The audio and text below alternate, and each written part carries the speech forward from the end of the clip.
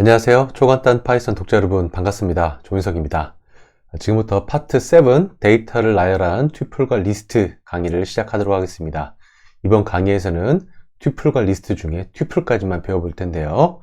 자, 목차를 보시면 레슨 1부터 레슨 5까지 배워볼 차례입니다. 그래서 나열식 데이터가 어떤 건지 간단하게 예를 든 다음에 튜플에 대한 정의와 함께 문법에 대해서 살펴볼 거고요. 실제로 튜플에다가 값을 집어넣고 데이터를 가져오는 그런 소스 코드를 작성하는 시간을 갖도록 하겠습니다. 그리고 튜플이 가지고 있는 가장 큰 특징인 값을 변경할 수 없다는 것 한번 살펴보면서 마지막으로 튜플의 패킹과 언패킹이라는 아주 독특한 기능을 같이 한번 살펴보도록 하겠습니다. 자, 학습 목표 및 주요 용어 학습 시간은 책에 있는 내용을 참고하시기 바랍니다. 자, 그럼 넘어가도록 하겠습니다.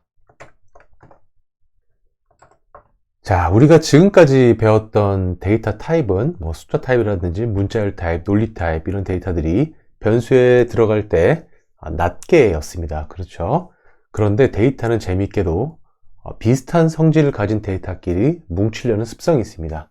가령 여러분 친구들의 평균 신장을 한번 구해본다고 생각해 볼게요. 여기 5명의 친구가 있습니다. 그럼 이 친구가 다 각기 다른 키가 있을 텐데요. 그 키 값을 지금까지 배운 방법으로 저장한다면 변수를 5개를 만들어서 넣어야 될 텐데, 대부분의 프로그래밍 언어는 그런 식으로 소스 코딩하는 것을 굉장히 비효율적으로 생각을 합니다. 성격이 비슷하고 용도에 따라서 데이터를 모아야 되는 경우가 굉장히 많습니다. 그런 데이터 타입을 프로그래밍 언어에서는 데이터 스트럭처, 데이터 구조라고 얘기를 하고요. 그 중에 데이터를 하나하나씩 나열한 형태로 저장한 데이터 타입이 바로 튜플과 리스트입니다. 일반적인 프로그래밍 언어에서는 배열이라는 용어를 굉장히 많이 씁니다. 어레이라는 용어를 쓰는데요. 파이썬에는 어레이가 없습니다. 가장 흡사한 게 리스트라고 보면 되고요. 리스트와 튜플은 굉장히 닮았지만은 정반대의 습성을 가지고 있는 데이터 타입이기도 합니다. 자, 다음 장을 통해서 튜플에 대한 내용 더 이어서 살펴보도록 하겠습니다. 튜플 한번 볼까요?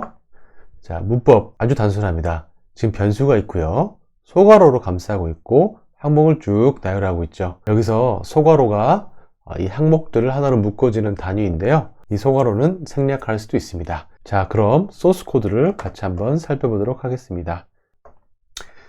자, 인티저스였죠. 인티저스에다가 소괄호 열고 1, 2, 3, 4, 5 넣고 엔터 치신 다음에 인티저스 값을 한번 확인해 볼게요. 자, 소괄호 묶인 채로 들어왔죠. 이븐스 같은 경우에 아까 어떻게 했죠? 2, 4, 6, 8 이런 식으로 넣고 엔터를 쳤죠. 자, 소괄호가 들어가지 않았습니다. 이븐스 값 확인해 보면 소괄호가 들어간 채로 출력이 되는 걸 확인하실 수가 있죠. 자, 이번에는 문자열들을 한번 넣어 보겠습니다. 아까 색깔이었죠? 컬러스에다가 레드 넣고요. 뭐였죠? 블루나 그레이 같은 거 원하시는 색깔 집어넣고 컬러스 값을 확인해 보면 소괄호가 감싸진 상태로 저장되는 것을 확인하실 수가 있고요. 아까 북 있었죠? 어떤 북이 있었는데 가령 예를 들어서 지금 이 책 같은 경우가 초간단 파이썬이잖아요. 그럼 초간단 파이썬 한번 쳐보고요. 이 책이 2020년에 나왔고요. 출판사는 터닝 포인트입니다. 그리고 쪽수가 350쪽이다. 이런 데이터들을 한 곳에 넣어서 저장을 할 수가 있습니다. 자, 튜플이 지금 방금 보신 마지막 방법으로 가장 빈번하게 많이 사용되고 있습니다. 다음 장으로 넘어가 볼게요. 자, 변수 북을 열차로 한번 표현해 봤어요. 이 열차에 칸이 4개가 있다고 가정해 보겠습니다. 한 칸 한 칸마다 하나의 항목들이 지금 들어가 있는 거겠죠. 자, 이 값을 가져오기 위해서 색인이라는 것을 사용해야 됩니다. 자, 색인이 뭐냐면 튜플을 만들 때 자동으로 생성되는 일종의 숫자라고 보시면 돼요.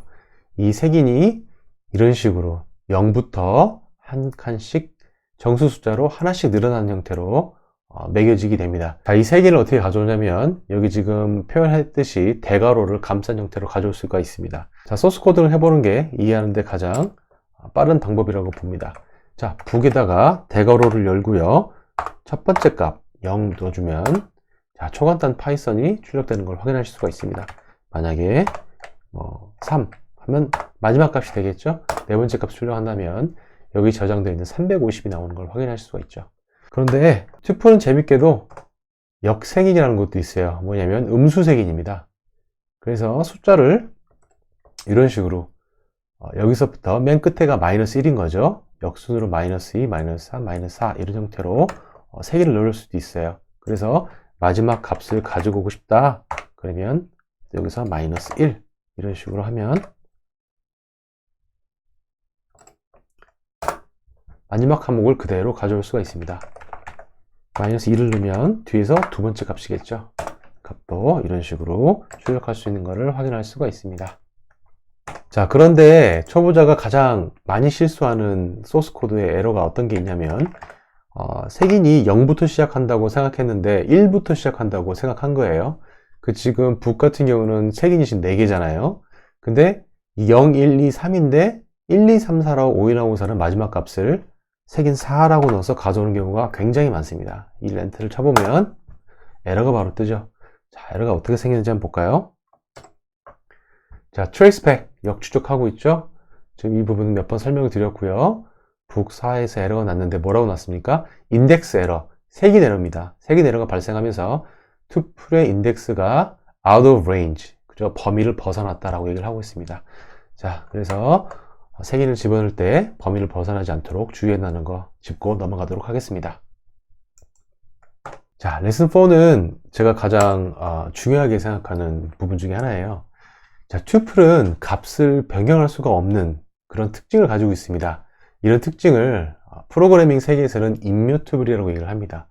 자, 이 임뮤트블이라는 성질이 왜 중요한지는 제가 나중에 리스트를 설명하고 나서 설명을 드릴 텐데요. 자, 개념이 다소 어려울 수도 있는데 값이 딱딱하다는 게 무엇이냐, 변경할 수 없다는 게 무엇이냐는 거는 소스 코드를 직접 코딩해 보면 알 수가 있습니다.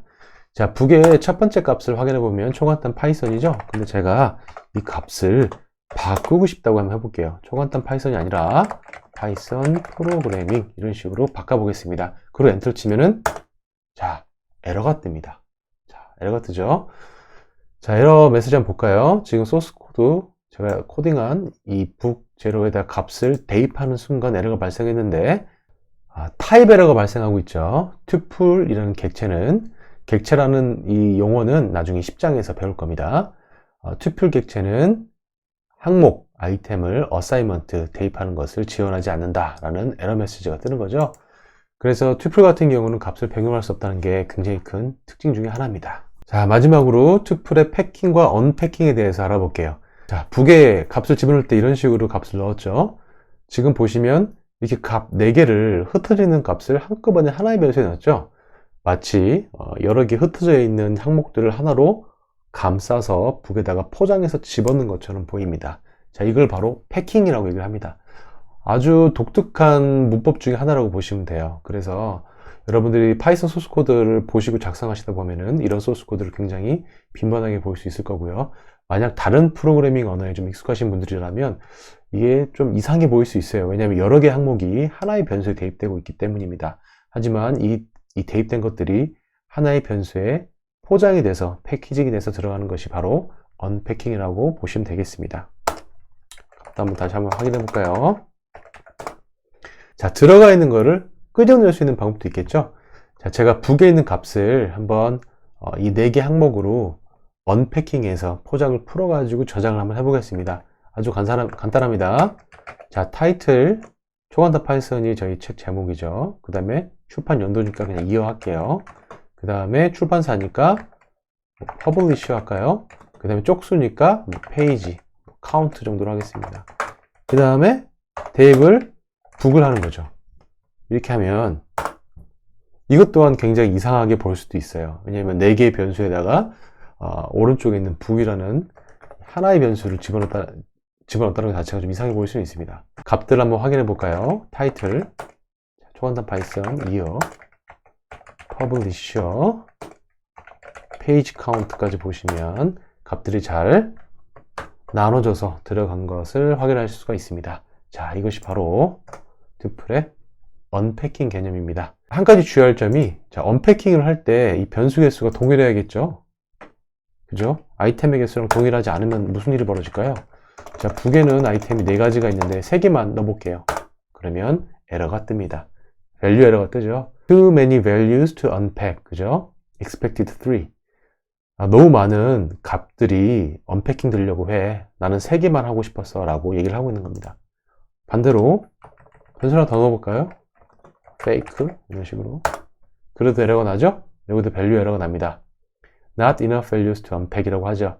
5개 들어올 줄 알았는데 4개밖에 없었네 라는 에러 메시지가 뜹니다. 그래서 언패킹을 하실 때는 투플에 들어간 항목 개수와 변수의 개수가 정확하게 일치할 수 있도록 해주시기 바랍니다. 자, 이번 강의에서 배운 것을 정리해 보겠습니다. 이번 강의에서는 나열한 데이터 타입에 대해서 설명을 드렸고요. 데이터는 서로 뭉치는 습성이 있는데 그거를 제공하는 데이터 타입이 있다고 말씀드렸습니다. 그런 것들을 프로그래밍 언어에서는 데이터 구조라고 얘기를 하는데, 나열된 데이터, 파이썬에서는 투플과 리스트를 제공하고 있다고도 말씀드렸습니다. 그리고 투플은 보통 소괄호 기호를 감싸서 항목들을 나열하는데 소괄호를 생략하는 방법으로도 선언할 수 있다고 말씀드렸고요. 이런 식으로 들어갔을 때는 패킹이라고 했죠. 여러 값들을 포장해서 집어넣는 방식이 있다고 말씀드렸고, 또 반대로 여러 변수를 왼쪽에 놓고 이 투플에 있는 값을 언패킹해서 대입하는 방법도 있다고 말씀드렸습니다. 그리고 투플의 항목 개수와 변수의 개수가 일치해야 언패킹할 때 에러가 나지 않는다는 것도 설명을 드렸습니다. 네, 모두 고생 많으셨습니다. 다음 강의에서는 투플과 굉장히 닮았지만 정반대의 습성을 가지고 있는 리스트에 대해서 배워볼 차례입니다. 자, 그러면 제 다음 강의 바로 업데이트 받으시려면 채널 구독 눌러주시고요. 모든 알림 허용 체크해 주시기 바랍니다. 그럼 다음 시간에 뵙겠습니다. 고맙습니다.